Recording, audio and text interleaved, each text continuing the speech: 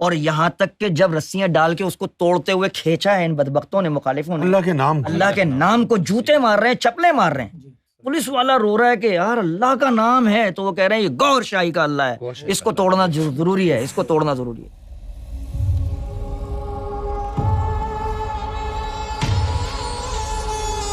اچھا یہ تصویر کچھ لگی ہے، اس کی ذرا وضاحت کر دیں کہ یہ کیا معاملہ ہے، کیا ہوا ہے یہ جو تصویر میں اس میں ذات اللہ نظر آ رہا ہے، تقریباً اس کا سائز کم و بیش بھی دیکھیں تو آپ کو نظر آئے گا، بلڈنگیں ہیں ساتھ، کہ کم سے کم 2 منزلہ جو ہے نا، روڈ سے زمین سے لے کر 2 منزلہ اوپر تک اس کی مسافت تھی، 60 فٹ لے لیں، اور اتنا بڑا اس میں ذات اللہ دیکھ کر کتنا، یعنی 15-20 دن تک جب یہ لگتا تھا ہر سال،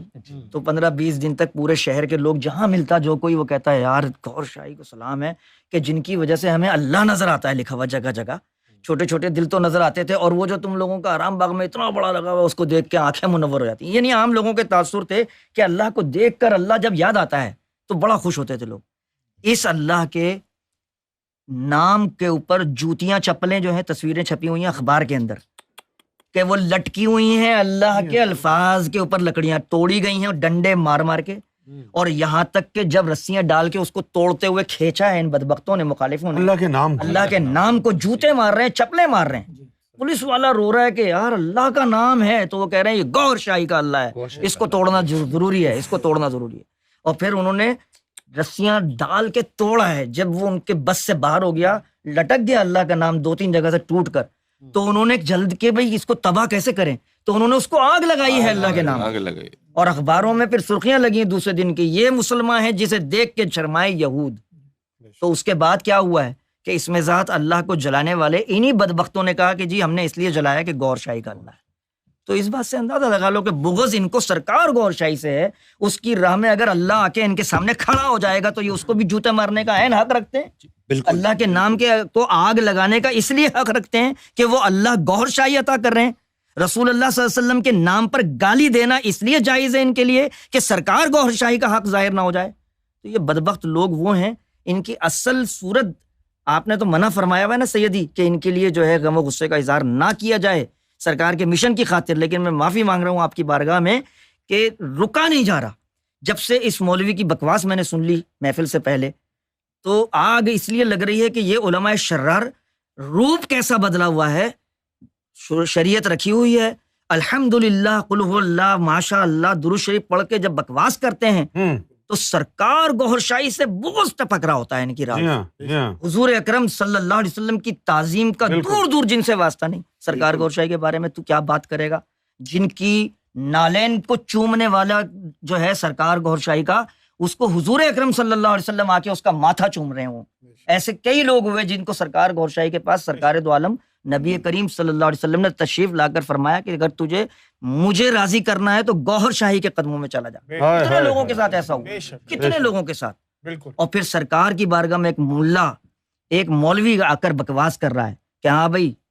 کیوں آئے بھائی، سب سے سرکار پوچھتے ہیں، وہ بکواس کر رہا ہے، ہاں جی آپ کے بارے میں سنا ہے، لوگ آپ کو امام مہدی کہہ رہے ہیں۔ سرکار نے فرمایا کہ بھائی میں نے نہیں کہا، لیکن آپ اپنی بات کریں۔ تو انہوں نے کہا جی ویسے تو میں نے بڑا مطالعہ کیا ہے آپ کا، ہر چیز دیکھی ہے، اور میں جو ہے وہ عربی سنانے لگا کہ یہ بھی ہے یہ بھی، کہہ رہا کہ بھائی میں ایک بات آپ سے پہلے بتا دوں کہ اگر 10 حدیثیں ہیں مستند، ویسے تو بے شمار ہیں، میں نے 10 کا مطالعہ کیا ہے، یعنی سب سے اوپر ٹاپ پہ رکھی ہیں آپ کے حساب سے لا کر کے، آپ اس میں فٹ ہوتے ہیں کہ نہیں، جو سب سے زیادہ معتبر امام مہدی کے لیے ہیں، کہہ رہے زیادہ نہیں 10، تو اس 10 کے اندر میں نے آپ کی شخصیت کو دیکھا تو مجھے 9 میں آپ نظر آئے کہ واقعی ہر بات آپ کے اوپر پوری ہو رہی ہے۔ تو پھر سرکار نے کہا اچھا پھر کیا ہوا، کہ ایک حدیث اٹک گئی مجھے۔ تو سرکار نے فرمایا وہ کیا، بھائی آپ کے والد کا نام وہ نہیں ہے جو حدیث میں ہے، اس طرح کی بات۔ تو سرکار نے فرمایا کہ یار ہونا تو یہ چاہیے تھا کہ تو 10 حدیثیں ڈھونڈ لیتا اگر، اور تجھے 9 میں نظر نہ آتا، ایک میں نظر آتا نشانی، تو تجھے تو یہ سوچنا چاہیے تھا کہیں ہو نہ، کہیں میں گستاخی نہ کر جاؤں، کہیں شاید یہ امام مہدی نہ ہو، 9 نہ ملے ایک بھی مل جائے۔ الٹا تم تو یہ کہہ رہے ہو ایک نہیں، 9 مل گئی ہیں، 9 مل گئی ہیں، اور ایک سے تم اٹک رہے ہو۔ تو پھر اس کے بعد سرکار نے فرمایا کہ بھائی اصل اعتراض بتاؤ نا کیا ہے۔ کہہ رہا بھائی میں چاند کی تصویر کیسے مان سکتا ہوں، میں حجر اسود پر تصویر کیسے مان سکتا ہوں، ہم تو وہاں نماز پڑھتے ہیں۔ ایک دم سرکار کی چشم ہائے مبارکہ ایک دم نم ہو گئی۔ آپ نے جو ہے سرکار نے فرمایا کہ بس خاموش ہو جاؤ، اپنا ایمان بچاؤ.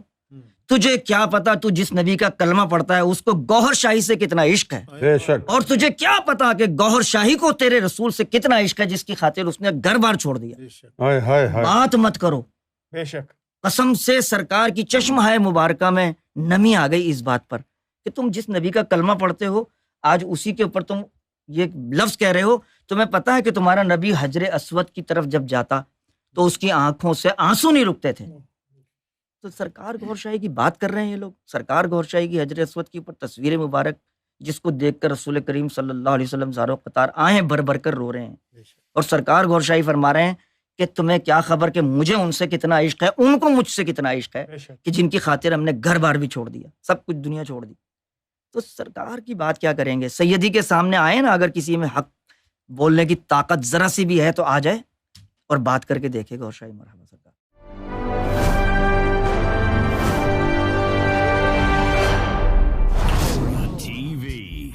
Bringing light, love, and peace in your life.